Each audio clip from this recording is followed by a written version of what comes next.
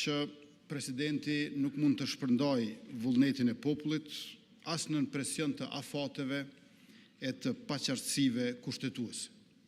Vullneti i popullit nuk anulohet me dekrete dhe rrjedhimisht as nuk shpërndahet. Tani pas qartësimit dhe vërtetimit të vërtetet të pamohueshme, sot nuk kemi një boshllëk institucional përpara nesh, por kemi një detyrë të qartë. Kuvendi është funksional dhe i kthehet punës tij. Mandati i deputetëve është i gjallë dhe përgjegjësia ndaj proceseve politikave publike është edhe më e madhe. Afatet kushtetuese janë në rrjedh, shteti nuk ka ndalur së vepruari dhe nuk ka asnjë arsye që ne ta ndalim atë. Përkundrazi, çdo përpjekje për ta ndërprerë këtë funksionim do të ishte jo vetëm politikisht e gabuar, por edhe një presedent që cënon vetë idenë e ndarjes dhe balancës së pushteteve. Demokracia nuk mbahet në këmbë e nuk avancon përpara, duke bllokuar punën dhe funksionin e njëra tjetrës, por duke respektuar çdo pushtet tjetër brenda kufive të përcaktuar nga vetë kushtetuta. Kjo nuk është asnjë çështje abstrakte apo debat teorik. Vazhdimi i punës së institucioneve tona është më konkret se kurrë, por njëkohësisht edhe më i nevojshëm se asnjëherë më parë. Pra rruga para nesh nuk duhet të jenë pengesat, inatet apo refuzimet për të ecur përpara, por çka pritet prej nesh është miratimi i marrëveshjeve ndërkombëtare, agjenda legjislative që përmirësojnë përditshmërinë e qytetarëve pa dallim, politika publike në dobi të brezave që vijnë e që kërkojnë konsistencë dhe siguri juridike. Dhe të gjitha këto nuk mund të mbahen peng të një krize të prodhuar politikisht. Vullneti i popullit është shprehur me 28 dhjetor në zgjedhje të lira e demokratike, tash ne duhet të flasim për vullnetin ton për të shtyer përpara punët e mira për qytetarët. Andaj duhet të kthehemi aty ku kemi mbetur dhe të vazhdojmë punën tonë me seriozitet. Qytetarët presin që ne të procedojmë sa më shpejt me byron për konfiskimin e pasurisë së pajustifikueshme, sepse lufta kundër korrupsionit nuk është një kapitull që hapet dhe mbyllet sipas nevojës politike, por është një vije pa ndërprerë që ndon drejtësinë nga padrejtësia. Diçka që qytetarët pa dallim partie e kërkojnë dhe e mirëpresin. Nëse qytetarët e mirëpresin, nuk ka arsye që partitë mos ta mbështesin. Ne nuk kemi ardhur këtu për të menaxhuar një realitet deformuar, por jemi përgjegjës për ta ndryshuar pozitivisht atë. Dhe ndryshimi fillon aty ku shteti e bën të qartë se çdo cent i keq përdorur nga zyrtarët publik duhet t'i kthehet atij që i takon, pra qytetarit. Nëse qytetari i zakonshëm duhet të jap llogari për çdo cent që fiton, atëherë edhe ai që është pasuruar në mënyrë të pajustifikueshme duhet të jap përgjigje për çdo euro që ka abuzuar. Këtë nuk e bëjmë si një akt hakmarrje, por si një akt barazie, sepse një shtet që nuk i dënon të fortit e padrejt, në fakt i braktis të dobtit çdo ditë. Nëse i kërkojmë tatimin secilit që punon me djers në ballë e me mund fizik a intelektual dhe vjen i raskapitur çdo mbrëmje, atëherë cila është arsyeja që të mos kërkojmë nga ata që pa asnjë përpjekje i qel mëngjesit pasuruar. Derisa presim mbështetje për ligjin për byron, pra abuzimet me fondet publike, ne gjithashtu presim mbështetje në mbrojtjen e qytetarëve nga abuzimet me çmimet e larta. Pozita dhe opozita janë dëshmitarë që qytetarët tanë kanë ankesa për abuzime me çmime të larta. Atëherë, nëse pajtohemi për problemin, duhet pajtohemi edhe me zgjidhjen. Me fjalë të tjera, duhet ta rikthejmë ligjin për çmimet tavan, jo si një debat ideologjik, por si një përgjigje konkrete ndaj një realiteti që çdo familje e ndjen për ditë. Bota po kalon nga kriza në krizë, një luftë që ka nisë nuk përfundon, fillon një tjetër që as mendonim se do të nisë.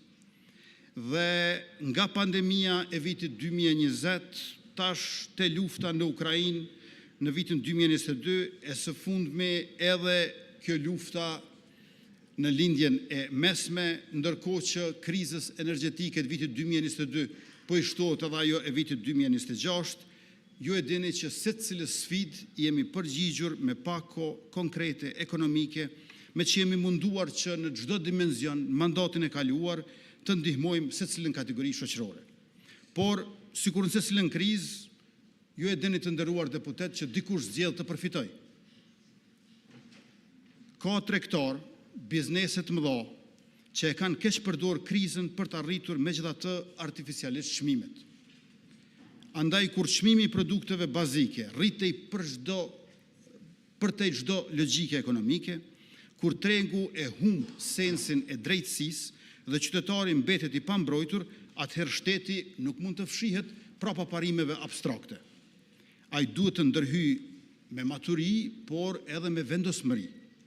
Sepse liria ekonomike nuk mund të kthehet në liri për të shfrytzuar dhe tregu nuk mund të jetë një hapësirë ku më i forti vendos gjithmonë mbi më dobtin. Duhet theksuar që të njëjtën iniciativë e morëm edhe më herët për këtë, por u pat kontestuar në gjykatë kushtetuese nga opozita. Pra, ankesa për çmime të larta u bë ankesë në gjykatë kushtetuese kundër ligjit për të ndalur abuzimin me çmime.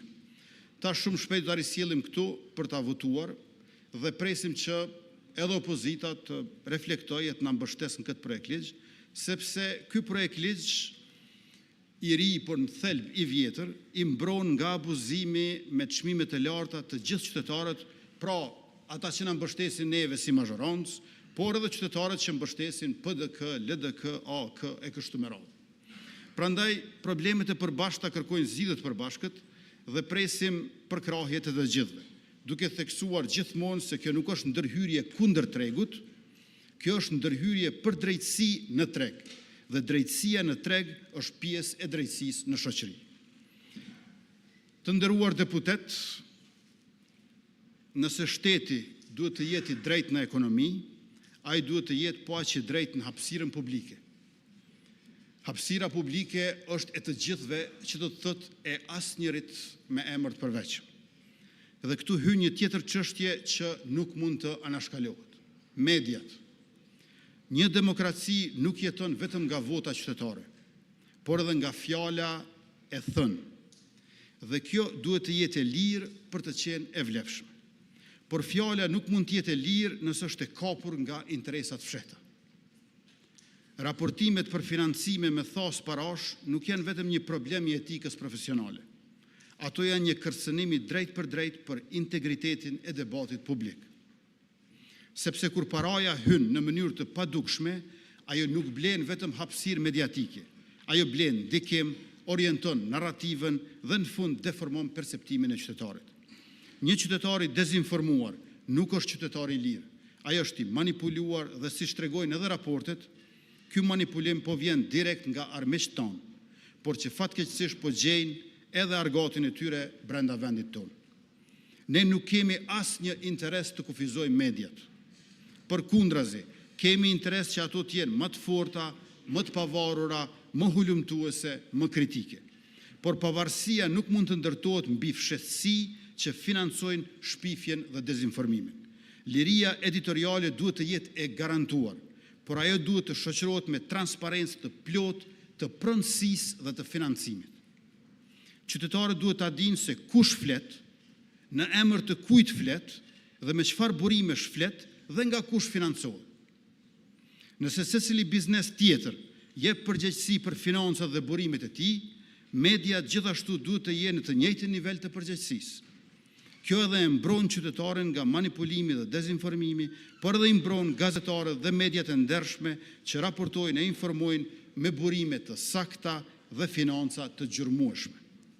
Ligji për Këshillin e pavarur për media, që do ta sjellim para jush, nuk është për të kontrolluar median, por për të mbrojtur atë nga kopja. Cenzurë është pengesa e lajmit të drejtë, jo e lajmeve të pavarteta me financime të dyshimta. Dhe një demokraci që nuk e sheh këtë rrezik me kohë, rrezikon të humbas lirinë pa e kuptuar dhe me të njëjtën logjik ka vepruar edhe Bashkimi Evropian kur ka mbyllur transmetimin e portaleve dhe televizioneve ruse.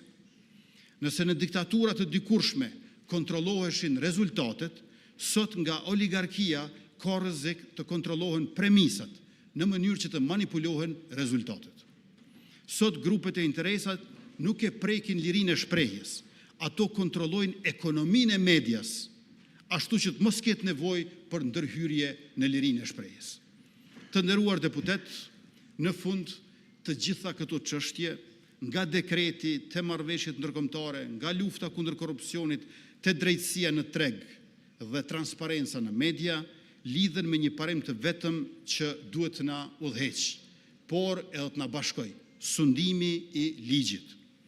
Një shtet i së drejtës kërkon përgjegjësi dhe llogari. Ne do të vazhdojmë punën tonë që Republika jone përbashkët të jetë shembull për qytetarët pa dallim dhe model për rajonin e Ballkanit Perëndimor.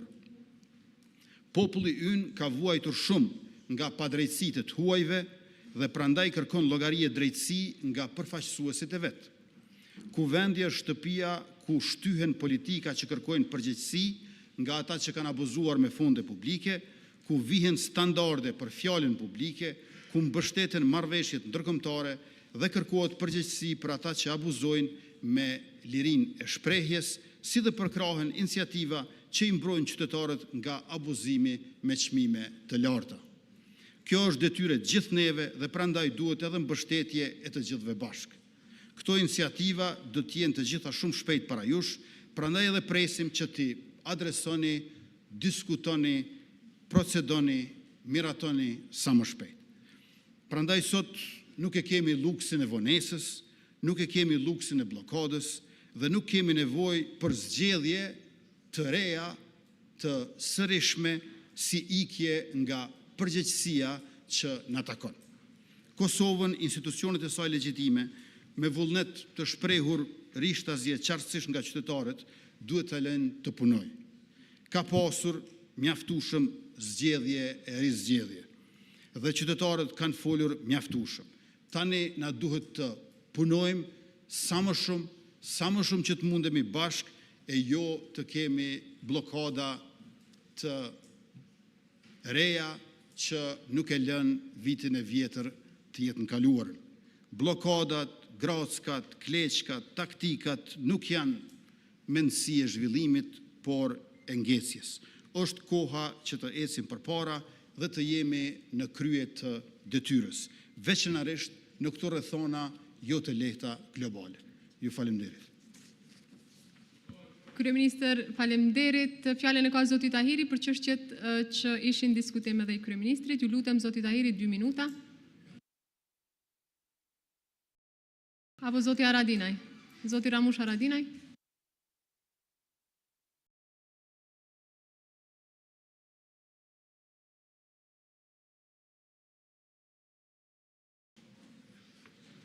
Nderuar kryetare, nderuar deputet, kabinet qeveritar, dashur qytetar, edhe sot mashtruesi para nesh me një mashtrim ideal. Dhe për të tregoj që na mashtoi forci para pak të rash kryeministri. Kujdes fjalorin zoti Haradinaj. Ju lutem, mashtrimi nuk është fyerje. Sot ndodhen një mashtim këtë fjalë. Ndodhen një mashtim në këtë foltore e po duam edhe mashku këtë mashtim në mënyrë më të keqe të mundshme. E para, kolega që foli para me këtu, është që sa vjet në pushtet. Mban përgjegjësi për çmimet, mban përgjegjësi për vjedhjen që po na ndodh në energji, për fakturat që po na vijnë. Ky dhe qeveria atij edhe ju mbani përgjegjësi dhe s'muni me i kësaj përgjegjësie në asnjë variant. As muni mu shef pas i ligjit tavan, as kujgjë se oligark tu kryeministër janë të qitë të i blej energji. Edhe për ushtohen kompanit për ditë e ma shumë njerëzve të afërm tu. Duhet këtë një koreksi këtu në këtë rast. E dyta thot, po financohen mediat me thas. Nikone që ka bëhet kjo. Nikone mirë që ka bëhet. Po financohen mediat me thas. Kjo shpenzon ma shumë t'i pare, duke ushqy zagar me fysh shqiptarët. Ju lutem regjia janë. Me fysh shqiptarët, me fysh shqiptarët.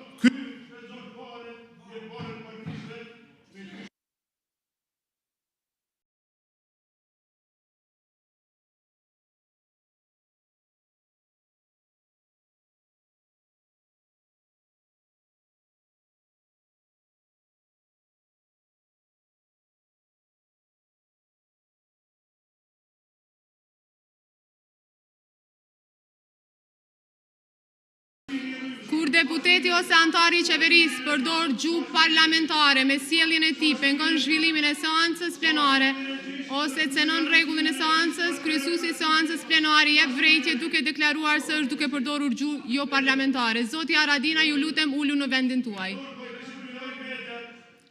Ju kërkoj që të uleni në vendin tuaj, po përdorni gjuhë jo parlamentare.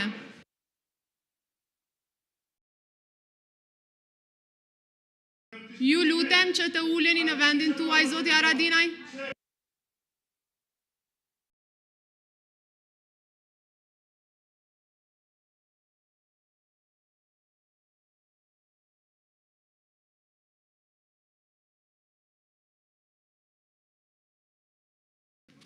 Vazhdojmë me rendin e ditës, koha për pyetje parlamentare gjatë deri, po zoti Zemaj për çështjet që lidhen, ju lutem.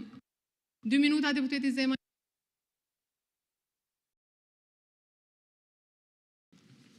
Faleminderit shumë. Kryeministër, sa herë është strejtuar energjia elektrike në qeverisën tuaj, brenda këtyre viteve? A ki folën e herë për Martin Berishën, për arrestimin e Nagip Krasniqit? A e dalë mjë të regu deputetëve të kuvendit Kosovës pse ajo është e arrestuar? Ku janë milionat e Martin Berishës? Ku kanë shku? Kënde ka financu? Nëse po flasim për financim, sulmoj mediat në njërë tjetër, kërko transparencë, llogari, ligj, gjitha ato. Është e drejtë, po jo vetëm kur ty të pëlqen, ose kur juve pëlqen e tjetra nuk të pëlqen. Reporteret pa kufi, ambasadat, organizatat kredibile ndërkombëtare, të kanë vendosur në listën e zezë për ndërhyrje në pavarësinë e mediave. Për çka po flasim sot? Për çfarë liri e drejta të njerëzit? Për çfarë shteti funksional ku funksionon rendi dhe ligji? Andaj këto tema edhe këto përgjigje duhet më jap. Ose e fundit, pse e ki financu Shkelzen Gashin me botu liber me të pavërtetat e luftës? Ministria ku është? Kush është i pari i qeverisë? Kush është titullari? Jep llogari për ato para që i ke shpërndane për krejt botën demokratike ato të pavërteta. E atëherë dele arsyetoni këtu veprime tjera. Vazhdojmë deputeti Besjan Mustafa edhe vazhdojmë të pyetjet parlamentare. Ju lutem deputet 2 minuta. Faleminderit shumë kryetare, kryeministri dëgjova me vëmendje ndeshta vetëm të ngris 2 tema, folet për luftën ndaj korrupsionit. Më lejo të rikujtoj se me gjas nga njëherë po i harroni detajet e rëndësishme kur e keni sjell këtu në kuvend ligjin për byron për konfiskimin e pasurisë pa justifikueshme. Partia juaj, deputetët juaj nuk kanë arritur që t'i kenë votat e mjaftueshme për ta kaluar atë ligj dhe kanë qenë 5 deputetë të LDK-s që ju kanë dhënë ato vota për me e kalu atë ligj. Pra me LDK-n e keni kalu, me përkrajën e LDK-s e keni kalu ligjin për byron për konfiskimin e pasurisë. Pra e keni pas përkrajën dhe e keni përkrajën tonë për të luftuar korrupsionin deri në fund, por duhet jeni të sinqert me analizën tuaj. Dhe sa i përket ligjit për çmimet tavan, po kryeministri kemi dërguar në gjykatë kushtetuese, por do duhej që ju të skuqeni pse keni bërë një ligj jo kushtetues e jo ne. Përsëris, e keni përkrahjen tonë për një ligj i cili është brenda Kushtetutës së Republikës Kosovës, do e keni përkrahjen e LDK-s. Keni një ligj në qeverinë tuaj, keni vendosur një ligj për vendosjen e çmimeve tavan tek derivatet. Atë ligj nuk e kemi dërguar në gjykatë kushtetuese, e keni aktiv, po përkundër asaj, çmimet e derivateve janë jashtë kontrolli, por rriten nga dita në ditë. Pra nuk është kjo zgjidhja ajo që po e kërkoni, por e sjell në një ligj kushtetues këtu do e keni përkrahjen edhe të LDK-s. Faleminderit. Unë mirëpres projekt ligjin për byron për konfiskimin e pasurisë që e ka bërë së fundi Qeveria e Republikës Kosovës dhe për një mend uroj që të jemi unifikuar që ta trajtojmë pasurinë e pajustifikueshme, se besoj që është jashtëzakonisht ligj shumë i rëndësishëm. Në ndërkohë edhe zonja Albena Reshita e ka fjalën 2 minuta dhe vazhdojmë me pikat e radhës të rendit ditës. Faleminderit kryetare, veçdeshta sa për informacion. Projekt ligji për byron për konfiskim pasurisë paluajshme nuk ka kalu me votën time në atë kohë. Kështu që është mirë me qenë ma sinqert kur flasim. Me votën time ka kalu. E fatkeqësisht deri sot ka mbet ku ka mbet e ne duhet tani sërish ta sjellim në kuvend për ta kalu dhe ju them që do ta votoj sërish dhe besoj që duhet secili deputet i Republikës Kosovës me e votu këtë projekt ligj kaq të rëndësishëm, sepse qytetarët tanë po presin. Faleminderit. Sa mirë me pa kështu luftë madhe për me kalu ky ligj. Gjuroj që vazhdojmë njësoj kur të procedohet në seancë. E qartë është. Besoj që është e qartë, zoti Mustafa, se ke të drejtë veç ndaj qeverisë, jo ndaj deputetëve. Herën tjetër. Ministri Rizvanolli ka fjalën. Ju lutem, ministre.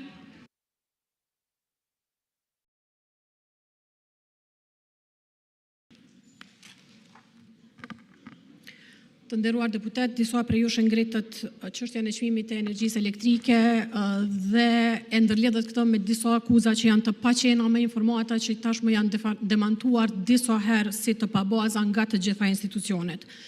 Edhe një herë dua të përsëris disa fakte rreth rritjeve të çmimit të energjisë elektrike që kanë ndodhur gjatë viteve të kaluara. Këto rritje kanë ndodhur në një kontekst të një krize botërore energjetike e cila ka kulmuar në vitin 2021 dhe 2022, mirë po edhe në vitin 2025 çmimet e importit të energjisë elektrike kanë vazhduar të jenë mesatarisht 3 fish më të larta se sa që kanë qenë para krizës së vitit 2021 dhe 2022. Pra një krizë e cila ka vazhduar të ketë pasoja, e cila tani për më tepër po keqësohet për shkak të luftës në Iran. E dyta shumë e rëndësishme që të përmendet në këtë kontekst është që rritja e çmimit të energjisë elektrike vitin e kaluar ka ndodhur edhe për shkak të investimeve që po bëhen në KEK e që nuk janë bërë për 40 vite. Investimet të cilat kanë qenë të planifikuara, për të cilat studimi i fizibilitetit në KEK është bërë që në vitin 2017, mirë po realizimi nuk ka filluar deri vitin e kaluar. Vitin e kaluar, bloku B2 ka qenë jashtë operimit për 4 muaj e gjys për arsye se është bërë modernizimi i turbinës dhe janë bërë investime të tjera përcjellëse, të cilat e rrisin kapacitetin e kanë rritur kapacitetin prodhues të kësaj njësie dhe të cilat e kanë bërë operimin më të sigurt dhe e kanë rrit sigurinë e furnizimit. Kjo është një arsye që ka kontribuar që vitin e kaluar prodhimi të jetë më i ulët. Gjithashtu, para 3 vitesh, për herë të parë është bërë një investim i madh, dilatimi i bojlerëve, i cili ka qenë një parakusht për zbatimin e projektit të filterëve për të cilin kemi biseduar. Për këtë arsye, 2 bloqe të termocentralit Kosova B, secili nga 3 muaj kanë qenë jashtë funksionit dhe kjo gjithashtu ka kontribuar në uljen e prodhimit të energjisë elektrike, i cili shpesh në media nga aktorë të ndryshëm edhe opozitor është interpretuar si keqmenaxhim e ulje e prodhimit të tjera, gjë që është e pabazë. Si vjet kemi pasur një kërkesë për rritje, mirë po ZRE-ja ende nuk ka dalë me raportin, prandaj siç kemi thënë, pasi të dalë ZRE-ja me raportin konsultativ, ne do ta vlerësojmë dhe do t'i dërgojmë komentet tona. Këto janë fakte që duhen njohur dhe duhen pranuar nëse duam të flasim në mënyrë konstruktive dhe reale për sektorin e energjisë. Investimet që nuk janë bërë për 40 vite në termocentralin Kosova B, prej kur ekziston, e që nuk janë bërë në termocentralin Kosova A për 60 e më shumë vite që ekziston termocentrali Kosova A, po bëhen 6 viteve të fundit dhe do të vazhdojnë të bëhen edhe sot, javën tjetër më saktësisht fillon modernizimi i njësisë B1 të termocentralit Kosova B, i cili gjithashtu do të arrit prodhimin, do të arrit eficiencën e prodhimin dhe do të ullë ndotjen nga termocentrali për çdo megawatt orë të prodhuar. Ju faleminderit. Edhe ministrja Kusari Lila ka fjalën për çështjen e njësorëve, vetëm pak ju lutem. Zonja Kusari Lila. Faleminderit të nderuara kryetare e kuvendit, nënkryetar, kryeministër, zëvendës kryeministre, ministra, të nderuar deputet. Kënaqësi të jemi bashk në seancë të punës, uroj të jetë e tillë dhe të vazhdoj të jetë e tillë në kontribut dhe në të mirë të shtimit të vlerës të qytetarëve të Republikës. Nga përvoja ime nga ana tjetër, sa isha bashk me ju deputet të nderuar, e kemi parë shumë herë me vitet të tëra se ngritja e zërit nuk e forcon argumentin, në të kundërten, e dobëson atë, prandaj këtu jemi për t'i prezantu argumentet dhe faktet. 2 çështje për cilat desha të ju drejtohem, nga ato që ka u ngriten nga ju të nderuar deputet, në raport edhe me çmimet e derivateve të naftës, por edhe me çështjen e njësorve. Ligji për metrologjinë, pjesë të cilës në kuadër të secil, domethënë për Agjencinë e Metrologjisë, në kuadër të Ministrisë së Industrisë, Ndërmarrësisë, Tregtisë dhe Inovacionit, parasheh edhe vlerësimet gjegjësisht verifikimin e jashtëzakonshme të njësive matëse. Më konkretisht, më lejoni t'ju informoj, në bazë të nenit 26 të këtij projekt ligji, në të cilit bëhet kërkesa për verifikim të jashtëzakonshëm, është themeluar grupi punues ad hoc nga Ministria që drejtoj, nga 2 përfaqësues të Agjencisë për Metrologji dhe në mbikëqyrje të Inspektoriatit Qendror të Tregut dhe të cilët sipas kërkesave të konsumatorëve, të cilat deri në momentin kur çështja është aktualizuar publikisht, nuk ka qenë as edhe një kërkesë tek zyra për mbrojtjen e konsumatorit. Ditën e djeshme, ashtu siç e kemi bërë publike dhe do ta bëjmë publike çdo ditë të javës, kanë qenë 70 kërkesa për verifikim të njësorve, sot janë bërë 206 kërkesa. Verifikimi vetëm ka filluar tek Agjencia për Metrologji dhe deri më tani nga verifikimi i cili në fund të ditës do të bëhet publik, se cilat janë problemet apo cilat janë, do të thënë teknikisht të identifikuara çështjet në kuadër të njësorve, nuk kanë të bëjnë me ndryshim deri më tani të vëllimit apo të sasisë së energjisë së matur, janë të tarifave apo të kohëve tarifore. Prandaj edhe sipas legjislacionit në fuqi, edhe në kuadër të Ministrisë të Industrisë, Ndërmarrësisë, Tregtisë dhe Inovacionit, por gjithashtu edhe të ligjit për Inspektoriatin dhe mbikëqyrjen e tregut, këto informacione bashkë edhe me specifikat e analizës do të dërgohen tek zyra e rregullatorit për të marrë masat, ndërsa ky ligj i njëjti, neni 46 i ligjit për metrologjinë, parasheh edhe sanksionet dhe dënimet për subjektet fizike dhe gjithashtu për organizatat. Më lejoni të ju rikonfirmoj se Ministria dhe Qeveria e Republikës së Kosovës nuk qëndron këtu për ta mbrojtur ose për ta mbuluar askënd, qëndron edhe një minutë ministrës për t'ju dhënë gjithë qytetarëve dhe konsumatorëve mbrojtjen që ju takon. Prandaj edhe sipas kërkesave të tyre, ne në secilin shtëpi apo anvistri dhe ku ka pasur njësor, ku kanë kërkuar verifikimin, verifikimi është bërë dhe është në proces për të bërë. Sa i përket çmimit të derivateve, ligji që përcakton marzhën e fitimit është i qartë. Marzha e fitimit përcaktohet në bazë të çmimit të importit, jemi shoqëri importuese në sektorin e derivateve dhe marzha në vlerë prej 2 cent për shumicë dhe 12 cent për pakicë ka qenë ajo e cila është verifikuar gjatë këtij muaji.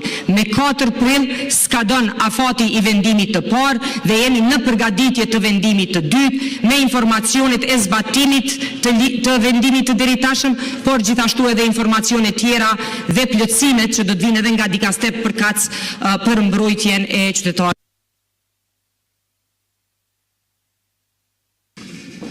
Vetëm ju lutem, sepse duket që këtu ka një paqartësi.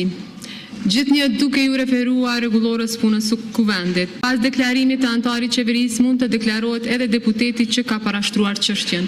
Pra ndërlidhet me çështjet paraprake. Në këtë pikë nuk mund të vazhdojmë tutje.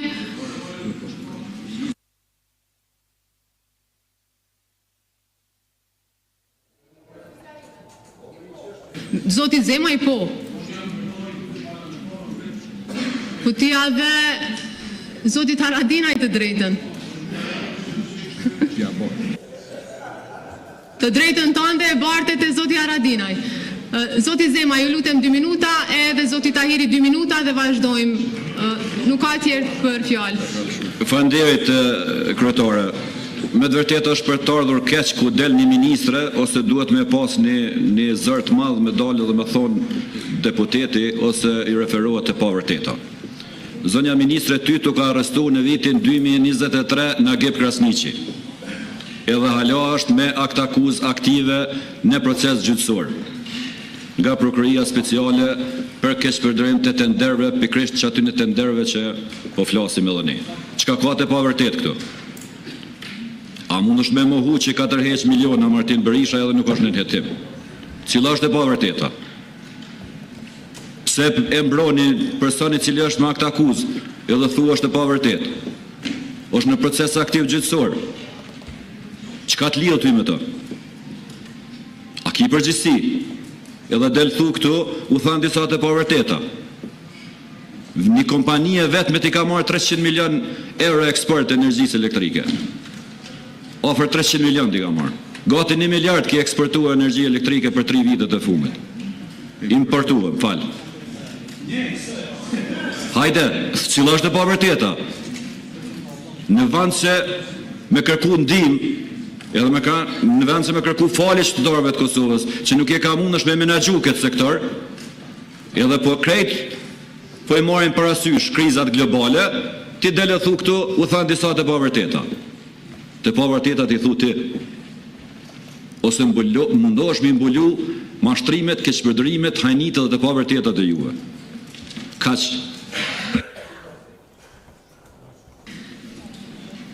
Nuk ka të drejtë, zoti Haradinaj, më vjen keq, e ke pas të drejtën, nuk e shfrytëzove, po fyve, kështu që tash nuk vjen rada, më vjen shumë keq. Po, Ministri Rizvanolli.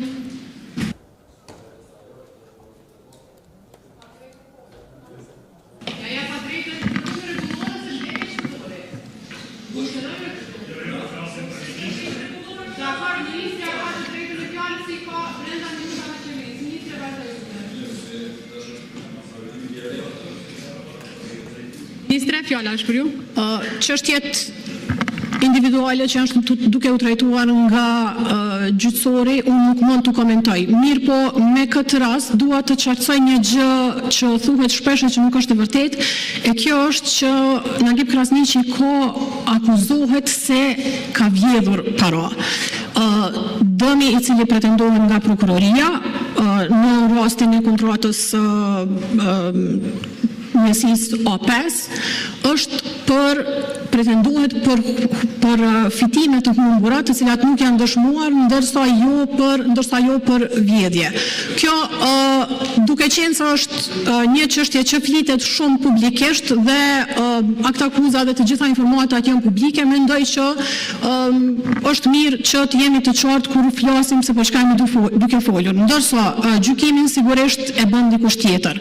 Të pavërteta shumë u thënë dhe janë thënë shpesh në lidhje me pretendimet për lidhjet e qeverisë ose lëvizjes së vendosjes ose secilit zyrtar me kompanitë që tregtojnë energji. Nuk ka asnjë lidhje në mes kompanive që kanë tregtuar energji gjatë viteve të fundit dhe zyrtarëve të lëvizjes së vendosjes apo të qeverisë. Këto janë komplet të pabaza. Mirë po me që e përmendet kompaninë e cila ka tregtuar energji gjatë viteve të fundit, unë kam një pyetje për ju. Çka ndodhi që e ndalet këtë temë para disa muajsh? A ka ndodhur një tender i ri dhe ka fituar kompaninë këtë kontratë dikush tjetër tash?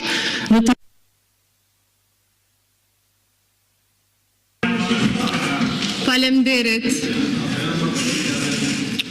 S'ki replik, as kundër replik, u kry, Armend. Faleminderit, zoti Tahiri, edhe mbyllim këtë pikë të diskutimeve, të rendit ditës. Zoti Tahiri, 2 minuta, nëse vazhdon me gjuhë jo parlamentare, të lutem ki konsiderat sepse nuk mundem me vazhdu. Më e thëmë për 2 minuta.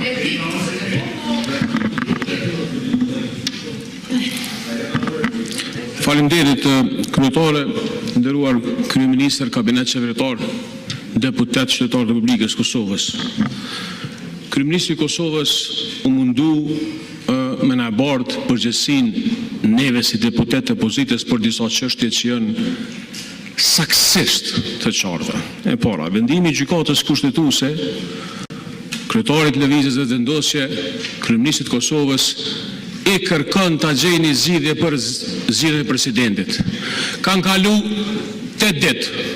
Nuk ka asnjë veprim që do me na çu deri në moment fundit me bllokadën e njëjtë dhe me i thirr edhe një herë 1 milion qytetar me dalë me votu. Është përgjegjësia e 66 deputetëve e kësaj partie me gjetë zgjidhje dhe jo me bardh fojnë dhe jo me sjell një kandidat të partisë së vet.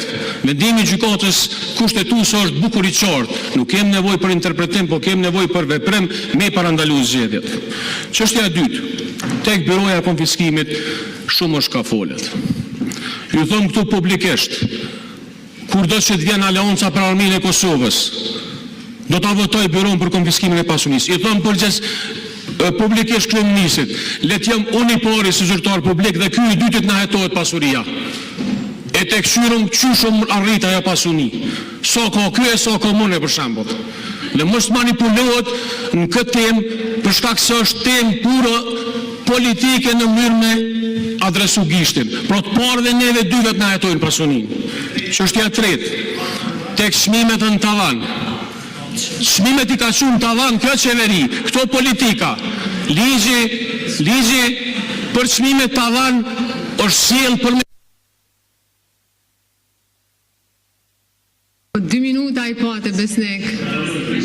Edhe unë nuk ta ndali fjallën, regjia e ndërpren në momentin kur e konsumon kohën tënde. 1 minutë dhe mbyllet lutem. Çështja tjetër, çmimet janë të ngritur vazhdimsi. Një shembull konkret. A kem dërgu letrën për me ul akcizën dhe për me ul TVSH-n? A ka ndaj veprim për qeverisë përveç që thotë nuk bëhet? Me një amandamentim në të marrë ligji këtu mu amandamentu për një periudhë kohore dhe në këtë krizë me zhvoglushmi. Nuk ka vullnet politik. Ka vullnet politik vetëm për me godit fjalën e lirë, mediat, opozitën, asnjë argumentim. Ka qëllim shumë thjesht me kap edhe njerë edhe pozicioni e presidentes dhe atëre me u instalu autokracia e cili nuk do ndodhë. Faleminderit, edhe koha në dispozicion ka përfunduar. Vazhdojmë me pyetjet parlamentare që zgjasin 60 minuta. Sipas nenit 92 paragrafi 8 rregullorës kuvendit, në rast se antari i qeverisë nuk mund të jetë i pranishëm në seancën në kohën e pyetjeve parlamentare, e njofton paraprakisht kryetarin për mungesën e tij. Në këtë rast un kam njoftim nga ministri Dimal Basha që e ka pasur që pamundshme që të jetë i pranishëm në këtë seancë.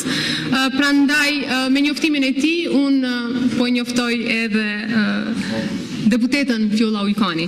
Megjithatë, vazhdojmë tek pyetjet parlamentare.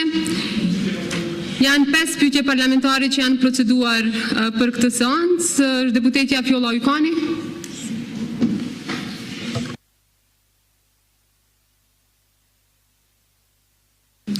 Faleminderit kryetare, me qenë se ministri nuk është prezent, pyetjen po e barti për seancën e radhës, por me qenë se kam fjalën, do doja që ta adresoja një shqetësim nëse veç ma lejoni. Nuk e të drejtë, deputete. Në rregull. Ministri s'është këtu e parashtron pyetjen në seancën e ardhshme. Vazhdojmë me deputetën Ganimete Musliu, pyetje për ministrin Dimal Basha. Deputetja nuk është e pranishme. As ministri Basha, por ministri Basha më ka njoftu për mungesën e tij. Deputetja Ganimete Musliu pyetje për ministrin Dimal Basha sërish, pra deputetja nuk është këtu, as ministri Dimal Basha. Deputeti Eman Rahmani pyetje për kryeministrin Albin Kurti. Deputetin Eman Rahmani nuk e kemi këtu, kryeministrin e Republikës Kosovës e kemi këtu.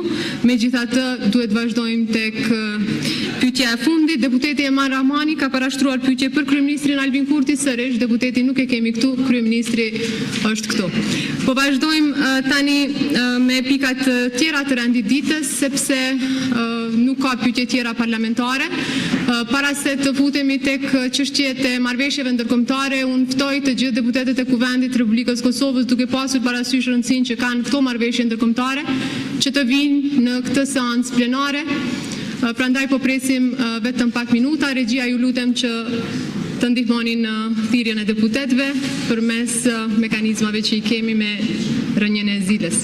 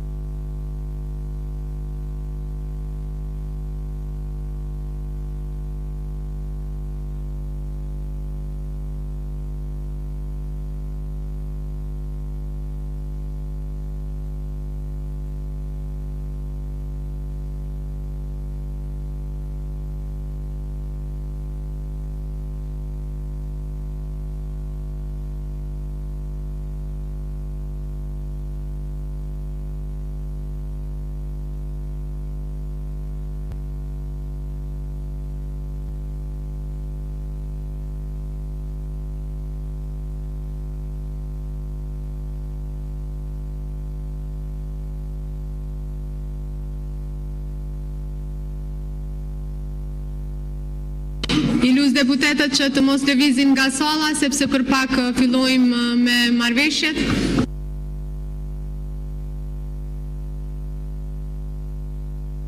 Ju lutem deputet që të zini vendet tuaja, po vazhdojmë me shqyrtimin e projektligjit numër 10L008 për ratifikimin e marrëveshjes për qasje në arsimin e lartë dhe pranim për studime në Ballkanin Perëndimor.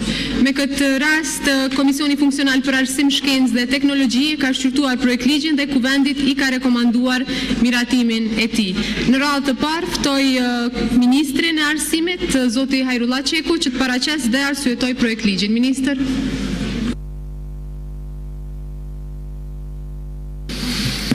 Faleminderit zonja kryetare, deputete të nderuara, para jush paraqes për shqyrtim dhe miratim projektligjin për ratifikimin e marrëveshjes për qasjen e arsimit e lartë dhe pranim për studime në Ballkanin Perëndimor. Kjo marrëveshje e nënshkruar më 14 tetor 2024 në Berlin nga përfaqësues të Kosovës, Shqipërisë, Bosnjë-Hercegovinës, Malit të Zi, Maqedonisë së Veriut dhe Serbisë, synon të krijojë një hapësirë më gjithëpërfshirëse dhe më funksionale të arsimit të lartë në rajon. Përmes saj, lehtësohet qasja dhe pranimi i studentëve në institucionet publike të arsimit të lartë, duke hequr pengesat administrative dhe duke afruar standardet akademike ndërmjet shteteve pjesëmarrëse. Qëllimi i marrëveshjes është të siguroj qasje më të lehtë dhe që të pranimit të diplomuarve nga arsimi i mesëm dhe të studentëve të shteteve palë të marrëveshjes që dëshirojnë të fillojnë studimet e tyre në institucionet publike të arsimit të lartë. Marrëveshja vlen në të gjitha nivelet e arsimit të lartë dhe përfshin institucionet publike të akredituara në 6 shtetet e Ballkanit Perëndimor, duke krijuar mundësi më të mëdha për mobilitet akademik dhe bashkëpunim ndëruniversitar. Disa nga përfitimet që sjell kjo marrëveshje janë rritja e cilësisë në arsimin e lartë, thjeshtimi i procedurave administrative dhe krijimi i mundësive të barabarta për studentët tanë për të studiuar në universitetet në rajon. Zbatimi i kësaj marrëveshje do të mbështetet nga një komision i përbashkët, i cili do të siguroj koordinimin dhe monitorimin e proceseve përkatëse. Një nga instrumentet kyçe të këtij komisioni të përbashkët është edhe lista e përbashkët e institucioneve publike të arsimit të mesëm, që do të specifikohet për qëllime qasjeje dhe pranimi në arsimin e lartë. Me këtë marrëveshje mundësohet që maturantët dhe studentët të kenë lehtësi për të filluar studimet në universitetet publike të shteteve të tjera të rajonit mbi bazën e kushteve dhe kritereve të njëjta. Po ashtu, marrëveshja siguron trajtim të barabartë për arsimim sa i përket pagesës, akomodimit dhe bursave, sipas legjislacionit të shtetit pritës, si dhe vendos standarde të njëjta pranimi për të gjithë aplikantët. Andaj të nderuar deputet, marr parasysh rëndësinë që ka kjo marrëveshje, ju ftoj të gjithëve që ta ratifikoni projektligjin përkatës. Faleminderit. Ministër, faleminderit për fjalën. Tani është radha e komisionit përkatës për arsim, kryetarja e komisionit, zonja Arieta Feza.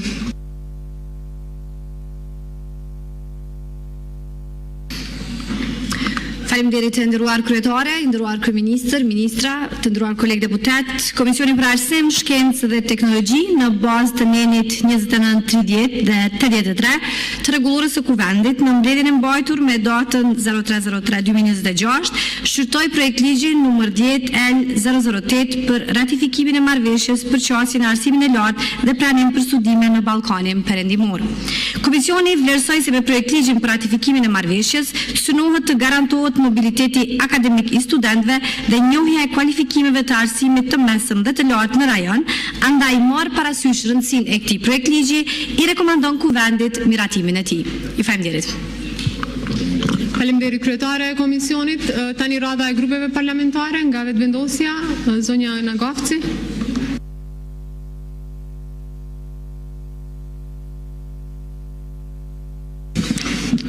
Faleminderit nderuar kryetare për arsye të cilat tashmë I prezantoi edhe ministri Çeku, pra duke qenë se kjo marrëveshje lehtëson çastjen dhe pranimin e studentëve në institucionet e arsimit të lartë, institucionet publike të arsimit të lartë në rajon, nxit mobilitetin akademik dhe po ashtu njohjen e kualifikimeve të arsimit të mesëm të lartë dhe atyre të nivelit bachelor, ne inkurajojmë edhe mbështesim këtë marrëveshje. Faleminderit. Faleminderit zonja Nagafci, nga LDK-ja zonja Lushaku, shefja e grupit. Ashtu siç kemi paraqitur këtë miratimin tonë dhe përkrahjen tonë për marrëveshjet ndërkombëtare, edhe në këtë rast shprehim edhe mbështesim edhe marrëveshjen në fjalë. Faleminderit. Lista serbe, nuk e dëshiron fjalën. Grupi multietnik, zoti Aslani. Faleminderit kryetare, duke parë rëndësinë